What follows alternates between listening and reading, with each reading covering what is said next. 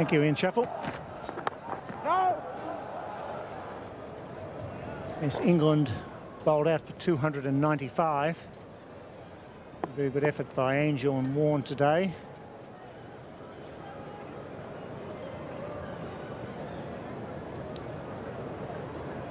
Devon Malcolm with a big job to do. The day belonged so far to Graham Thorpe, a magnificent century. And for Cash 72, and Lewis in the end a well struck 40. All out for 295.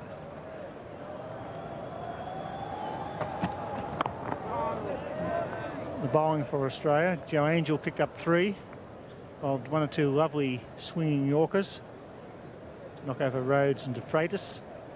3 for 65. McGrath 3 for 88. Mark Waugh 2 for 29, and I thought the best bowl today was Shane Warne, 2 for 58 off 23.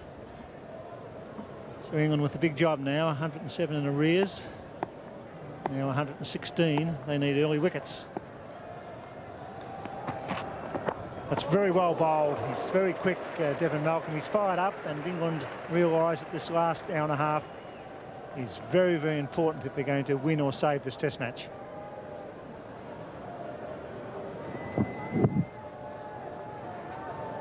Pace and bounce there for Devon Malcolm. Really well in the first innings with no luck. Just with none for 93. Just unbelievable. Catch just dropped. He dropped one of his own bowling. Went past the outside edge. Oh, that's a very good reply again. And Michael Slater a little bit toey there, trying to push it away on the offside.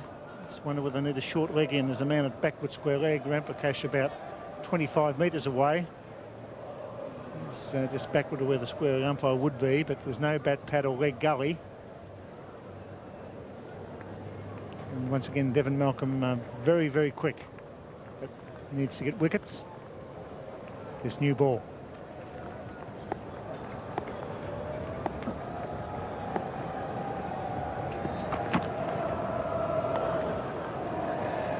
He didn't bowl too short in the first innings, Devon Malcolm. He must be careful here that he doesn't get carried away with the strong breeze and just an hour and a half to bowl.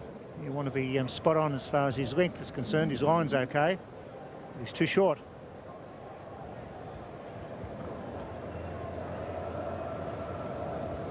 $109 wickets at 36. It's Australia 34 at 43. He's always going to be reasonably expensive because he's attacking all the time.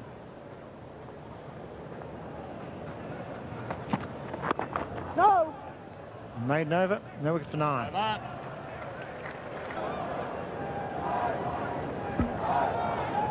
No wicket for 29 Australia. Devon Malcolm is the bowler. And it's a misfield. That ball is going to race away. It just slowed up by flicking Devon Malcolm's fingers before going into the fence. So that's not the sort of feeling you really want. That's terrible fielding. Unfortunately, I don't think they're far wrong.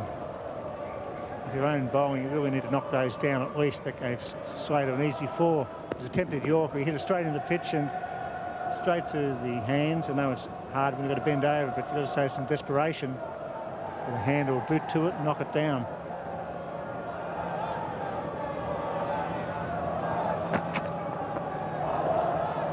It's well left by Michael Slater. The bounce quite often takes the ball over the stumps here. Just going back to those opening combinations, what I regard as the great ones, and Bill Laurie was asking or posing the question, did any of them bowl?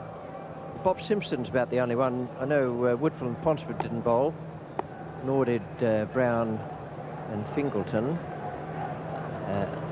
There's Sid Barnes could bowl a bit. He bowled top spinners. He was actually quite a useful bowler. And Bill Laurie didn't bowl. I did have him on one day at the Adelaide Oval. And 4 more. Just trying to get the bat out of the road in the end, I suspect. And it came right off the middle. Whereas he hit a few off the edge in the first innings, he's got most of it off the middle today. And the scoreboard is fairly racing along. It certainly is. It's time for change here for England. Michael Latham just cannot allow this to continue at this rate. without batsman looked like getting out. He just tried to get the bat away, and when you're in a bit of form, it flies into the gap. And for Devon Malcolm, it's just a frustrating period. It fell short of the cord in any way.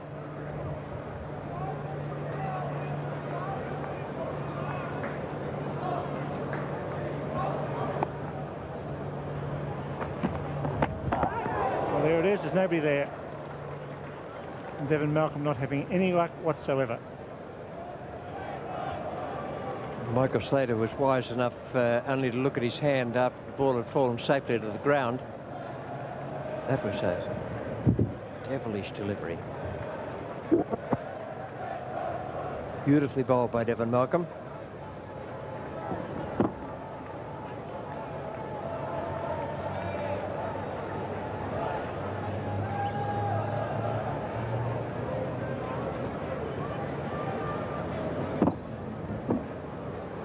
Got the glove and maybe the bat handle and fell in safely, well short of the fieldsman. This time it's over the top. Well, for Devon Malcolm, there's no justice whatsoever.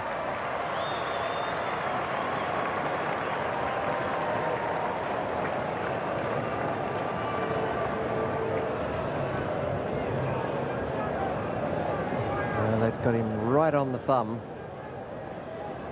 He's just marched past Mark Taylor. That ball and the one before, really tough deliveries. They flew. I guess after the one before, Devon Malcolm would say, well, what can you do? One falls short, one goes over the top and goes away for 4.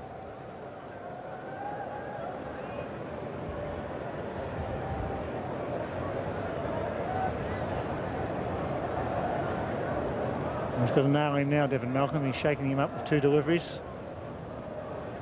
Now we've got a 41. It's a quick fire start by Slater and Taylor, and he's a bit sore. Get the Yorker in now, he's got a chance. I reckon he's done a bit of damage there. It's not like Slater to take too much time. Just looks to me as though he might be very badly bruised. He bowls a bad ball. I pick up 3, then they've moved to 4. 15 runs off the over. No wicket for 44.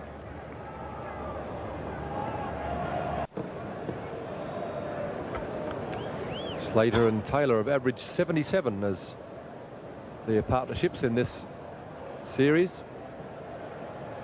10 overs here. Their run rate has also been very good. Nearly 5 runs and over. Devon Malcolm still going.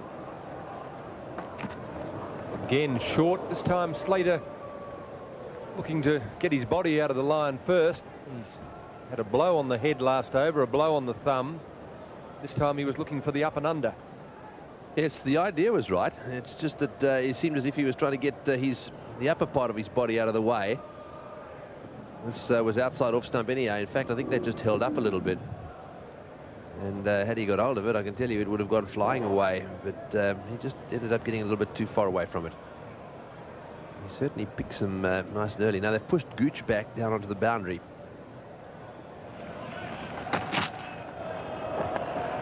On a wicket like this, the third man is probably mandatory for a fella like Devon Malcolm, who tries to attack the batsman. Just gives him a little bit more protection. He wants to bowl off stump and come into the right-hand batsman. Anything that goes between the gully and the slips on a ground like this will race down to that area of the field. That's where Gooch has gone now. I think it would help Devon Malcolm. That's the daisy. The seagulls have flown across. The partnerships between these two have been a very important part of Australia's success in this series. Mark Taylor is the man in yellow, Michael Slater in white. That's over by over in this particular innings. Taylor started off well, and now Slater's overtaken him. That's a good delivery, fuller and a little bit of swing. Yes, it's interesting how things can change in the course of a partnership.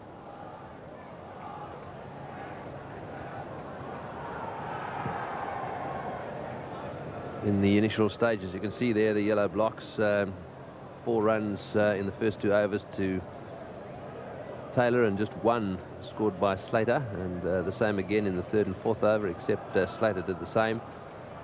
Just a couple, in fact, 3 maidens now. Maidens, 3 of them in all. And there's good running again. And that's the 50 partnership. So once again, they've cracked 50 between them, and it really is quite unbelievable. They're doing such a good job, these two. The interesting thing is that, just referring back to that graph, the last 25 runs have all been scored by Michael Slater, so he really has taken over the senior role in this partnership from the run scoring point of view. Mark Taylor's obviously had more experience. Slater, such an exciting player, because when he does make runs, he gets them quickly. 35 in 39 balls. And it really does rock the bowling side when the opening partnership not only is a good one, but it scores quickly. It really can throw the whole planning out for the opposition captain. You add to that the fact that they also knock the odd one into the gaps for 1, and that in turn upsets the bowler, because it's a right-hand, left-hand combination, and they run very well between the wickets, and often you'll see them just pushing the ball into the gaps, not trying to hit it too hard, but just rotating the strike.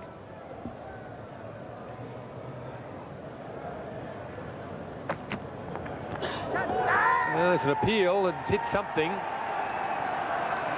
Mark Taylor not looking too perturbed, but there was a noise which caused the appeal. The umpire says not out, none for 50. Devon Malcolm is being persevered with. 6 overs, none for 33. But he's shaken them up, particularly Michael Slater. He's at him again. He's bowled pretty straight at the body. He hit Slater in the head, may have come off the gloves onto his helmet a couple of overs ago. Smashed him on the thumb. This one right at the armpit. Yes, that's the one that if it hits you in the rib cage, the bruise can hang around for a while. He's bowled very well without much luck. Certainly generated some pace.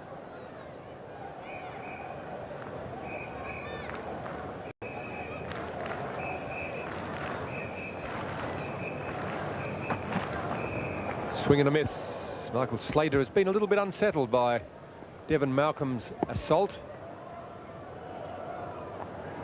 He's really had a dash at a few outside off stump and hasn't really got all that close. Yes, this was very wide, this one. He was going for it again.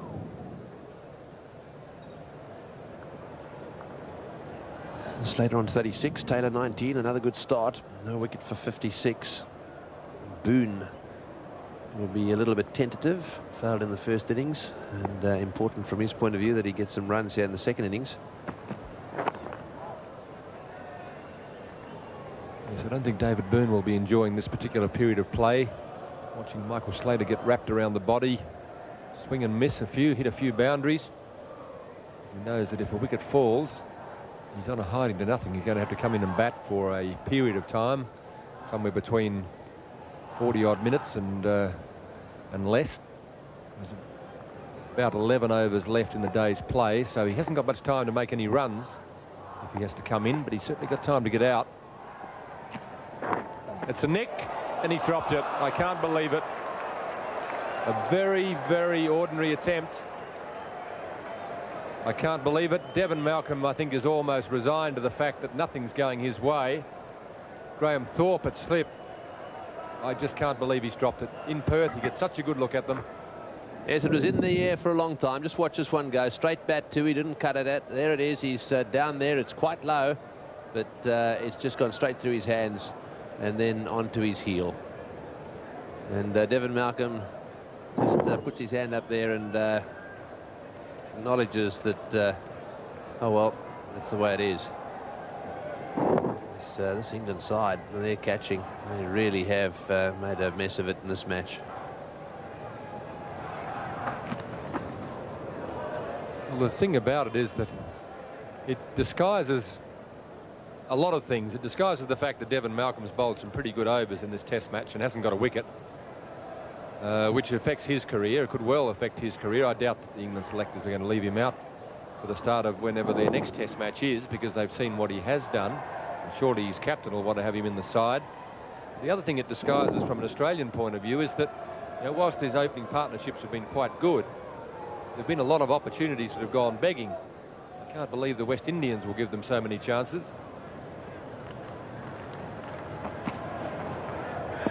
Oh, and just to add insult to injury, the wicket-keeper's kicked one away. There are a lot of things that are disappointing about the way England played their cricket. That over shown a few of them. None for 58. 37 to Slater, 21 Taylor. None for 61. Devon Malcolm still going. He's still going straight at Slater as well. Slater very shrewd. Knows the best place to be in this situation is down the non-striker's end.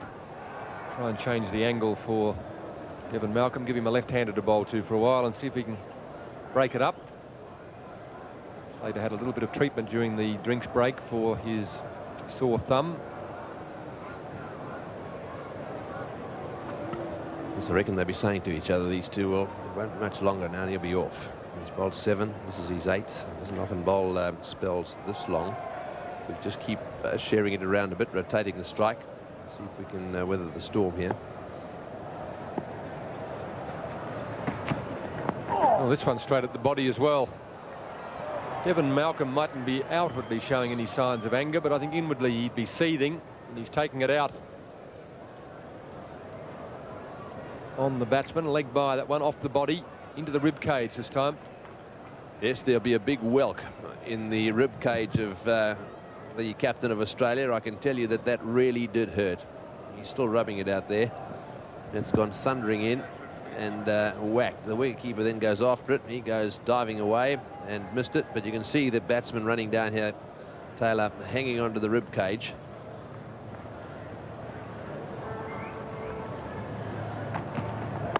Oh, Michael Slater all of a sudden decides he doesn't want his body in the road. He's trying to get it out of the way and make room for himself.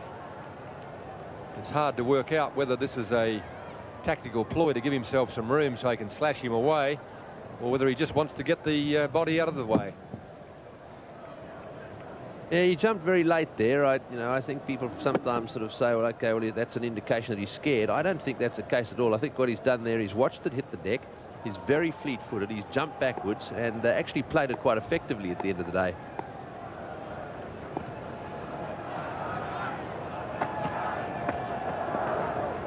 Just a little bit of activity out there at the moment. Very interesting to watch. Yes, and that time, of course, I think he probably forced himself even outside off stump. If you have a look at the replay here, you'll see that almost as if to say, hey, don't think I'm scared, watch me here. And he goes across outside off stump, almost leans into it there.